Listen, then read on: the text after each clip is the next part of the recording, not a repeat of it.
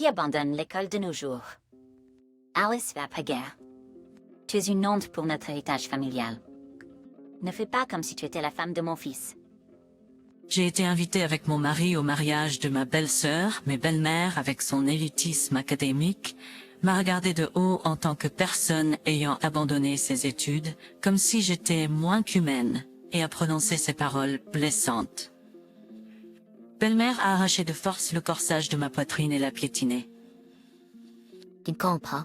Elle ne savait pas que ces paroles allaient entraîner un incident majeur dans la famille plus tard. Je suis une femme mariée de 28 ans. Mon mari et moi travaillons tous les deux. J'avais mes raisons et j'ai abandonné en 9e année. Bien que mon CV indique que j'ai abandonné mes études, la vie m'a menée à travailler dans une entreprise internationale. Par le biais de connaissances mutuelles au travail, j'ai rencontré mon mari et nous nous sommes mariés. Chaque membre de la famille de mon mari est bien éduqué grâce à l'élitisme académique de belle-mère. Pourtant, ni mon mari ni ma belle-sœur n'ont jamais vanté leur éducation ni jugé les autres en fonction de cela. Ils se soucient vraiment de moi et nous nous entendons tous parfaitement. N'est-ce cela croque? Belle-mère et moi nous ne sommes pas sur la même longueur d'onde. Nos valeurs fondamentales diffèrent et je doute que nous nous comprenions jamais vraiment. Pourtant, je suis profondément amoureuse de mon mari et je veux passer ma vie avec lui. Pour cela, j'essaie de gérer ma relation avec belle-mère sans conflit. Belle-mère, elle est différente. Si elle n'aime pas quelqu'un, elle ne peut pas simplement l'ignorer. Elle fait tout pour les faire se sentir petits. Une fois, lors d'un dîner en famille, j'ai trouvé un repas différent préparé juste pour moi. Ce repas est parfaitement adapté pour une personne comme toi qui a abandonné ses études. Je n'ai jamais entendu parler de quelqu'un qui abandonne ses études de nos jours. Peut-être que tu viens d'une époque où les femmes étaient convaincues qu'elles n'avaient pas besoin d'éducation. Seulement un bol de soupe aux haricots verts et une cuillerée de purée de pommes de terre étaient devant moi. Tu devrais être reconnaissante d'avoir même de la purée de pommes de terre. Mon mari a interrompu. Quelle surprise tu as préparée. Je suppose que tu essayes de décevoir ma femme d'abord ensuite de la surprendre.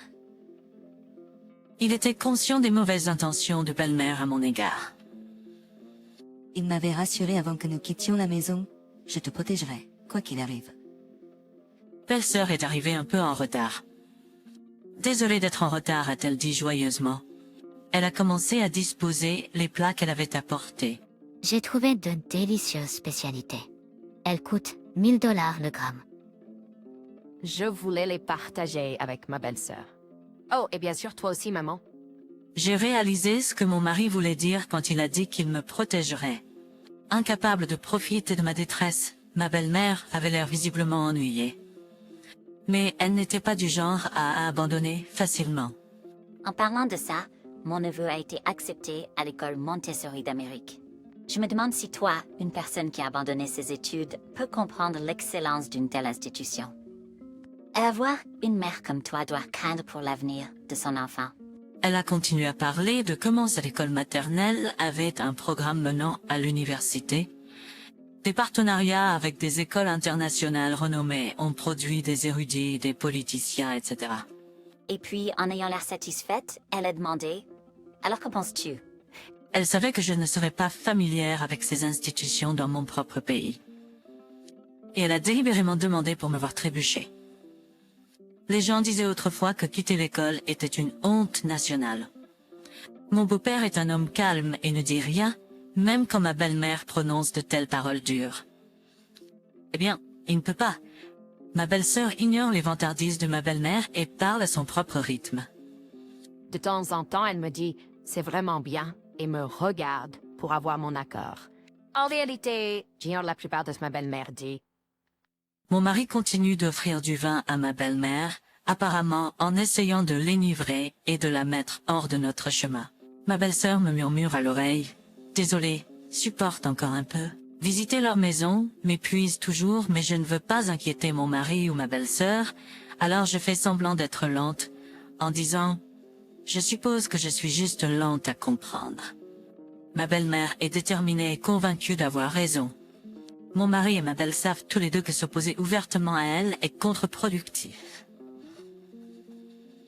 Les seules options, c'est supporter ou de l'ignorer. Cependant, je ne suis pas sûre de pouvoir endurer ces remarques flagrantes encore longtemps, surtout que son harcèlement ne se limite pas aux visites. Elle se présente chez nous sans prévenir. Voici le préféré de mon fils, dit-elle. Ce n'est pas pour quelqu'un comme toi qui a abandonné ses études. Elle apporte des cadeaux mais ne m'inclut jamais. Elle a une fois déclaré qu'elle ne boit qu'une marque spécifique de thé et m'a fait sortir pour l'acheter. Quand je suis revenue, elle était partie. C'est gérable quand mon mari est à la maison, mais quand elle sait qu'il n'est pas là, je suis piégée.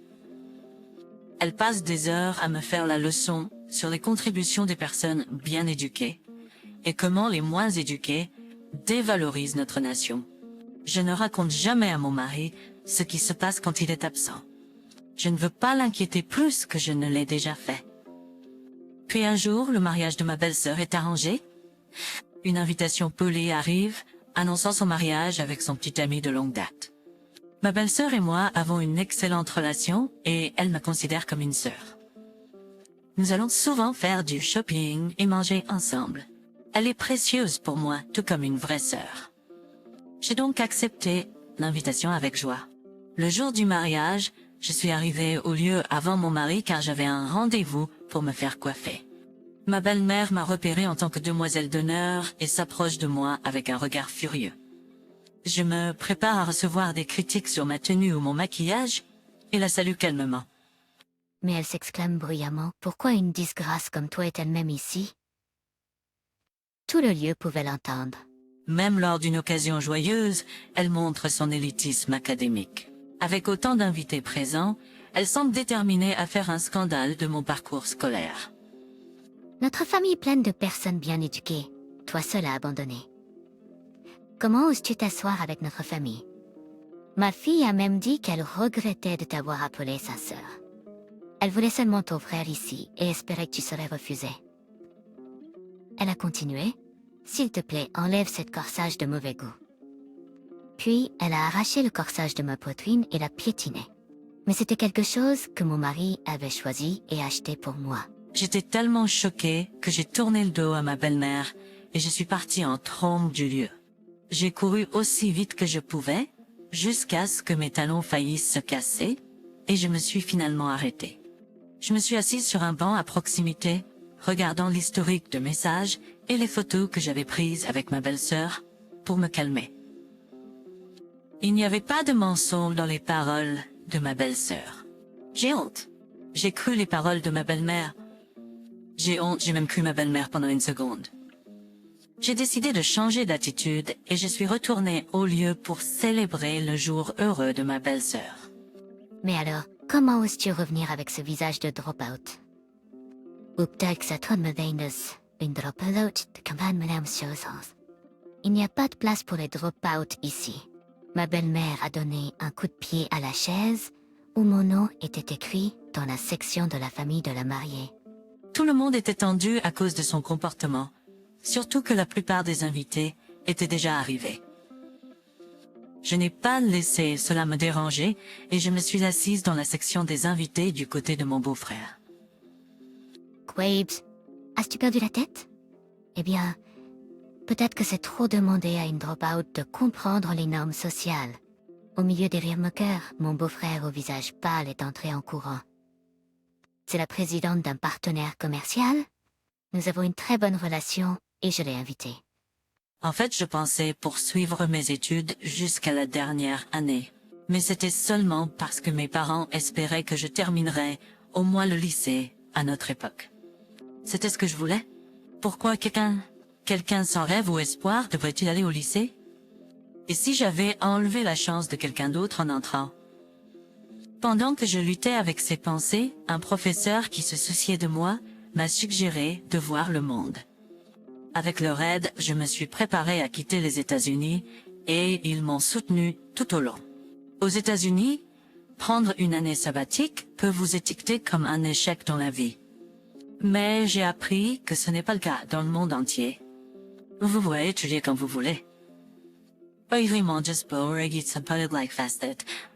J'ai réalisé que les langues ne sont pas seulement apprises, elles sont acquises.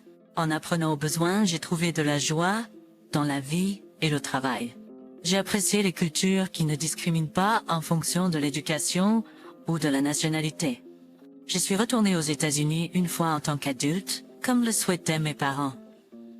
J'ai commencé à voyager entre les États-Unis et d'autres pays, et en trouvant ma passion, j'ai établi une filiale américaine d'une entreprise étrangère. C'était il y a 5 ans, quand j'avais 23 ans. Nous avons tous les deux été surpris lorsque nous avons été présentés par ma belle-sœur, Elia. En ce qui concerne l'invitation de mariage, il y a eu un débat sur le fait de m'inviter en tant que membre de la famille de la mariée ou en tant que partenaire commercial du marié. Mon beau-frère ne connaissait pas la dispute entre ma belle-mère et moi, mais ma belle-sœur le savait. Elle était sûre que sa mère s'affirmerait même lors de son propre mariage. J'ai accepté. Recevons donc cette approche inhabituelle en m'invitant de côté. Si je pouvais m'asseoir avec la famille de la mariée, tant mieux. Sinon, je prends un bain. C'était l'état d'esprit dans lequel j'étais en allant au mariage. Ma belle-sœur ressentait la même chose. Nous voulions, toutes les deux, faire regretter à notre mère son élitisme académique. C'était un plan que nous avions ensemble, et ça a fonctionné exactement comme nous l'espérions. Mon beau-frère paniquait, demandant « Est-ce que tu essayes de ruiner mon entreprise ?» Ses proches et ses associés se sont rassemblés se demandant ce qui se passait. Si je suis un problème, je couperai les liens tout de suite. Il semble que ma belle-mère ne m'aime pas. Si je suis un problème, je couperai les liens tout de suite. Ah, tu as enfin compris? S'il te plaît, romps immédiatement avec mon fils. Compris, si mon mari le souhaite, je m'y conformerai. Mais souviens-toi, si je coupe tous les liens, cela inclut la relation commerciale avec le futur mari de ta fille. Ma belle-mère semblait imperturbable face à tout cela.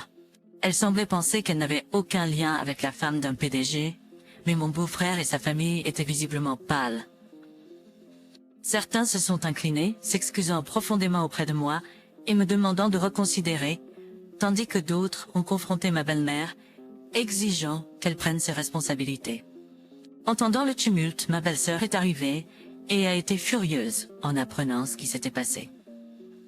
J'en avais assez de son élitisme académique, mais je ne réalisais pas qu'elle était si ignorante sur le fonctionnement des entreprises.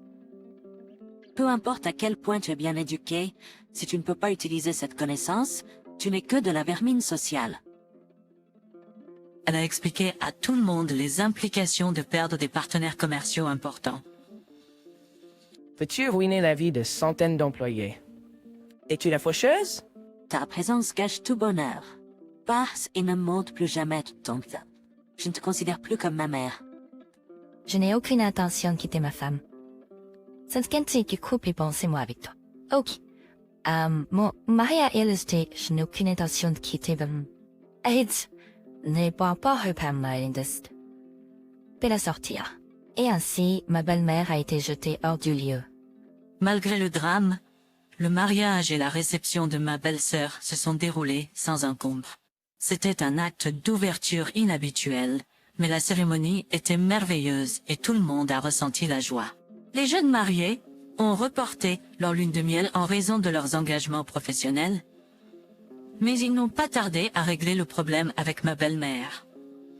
Par l'intermédiaire d'un avocat, ils ont officiellement coupé les ponts. Elle a également été poursuivie en justice par la famille de mon beau-frère, qui la considérait comme une menace après son comportement imprudent. Mon mari et moi avons également mis notre décision de couper les liens par écrit, en ajoutant des conditions telles que ne pas s'approcher ou nous parler, que notre avocat a communiqué. Notre relation commerciale avec la société de mon beau-frère est restée solide. Ma belle-mère, ayant entendu parler de cela, a essayé de renouer avec les jeunes mariés, a commencé à les harceler. Elle s'est même présentée sur leur lieu de travail où la sécurité a dû le faire sortir. Finalement, la police a été appelée.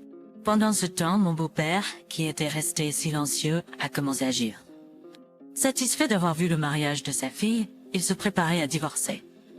Lorsque ma belle-mère est rentrée chez elle pour la première fois depuis un moment, il lui a dit qu'il allait divorcer, lui a donné de l'argent et l'a mise à la porte. Il avait toléré le comportement de ma belle-mère, espérant un changement. Mais en voyant ses enfants en avoir assez, il a réalisé qu'il en avait vraiment fini avec elle. Lui donner de l'argent et l'envoyer loin était son dernier acte de gentillesse. Elle pouvait se vanter d'être bien éduquée, mais elle n'avait aucune idée du coût pour une femme de vivre seule. Quand elle s'en est rendue compte, il ne lui restait plus grand-chose, et elle vit maintenant seule dans un logement social délabré. Quelque temps plus tard, ma belle-sœur et moi sommes toutes les deux tombées enceintes. Nous nous sommes rapprochés, attirés par la communauté et les avantages sociaux. Notre famille est devenue plus proche que jamais. Nous voulons que nos enfants grandissent librement et ne deviennent pas des adultes discriminatoires.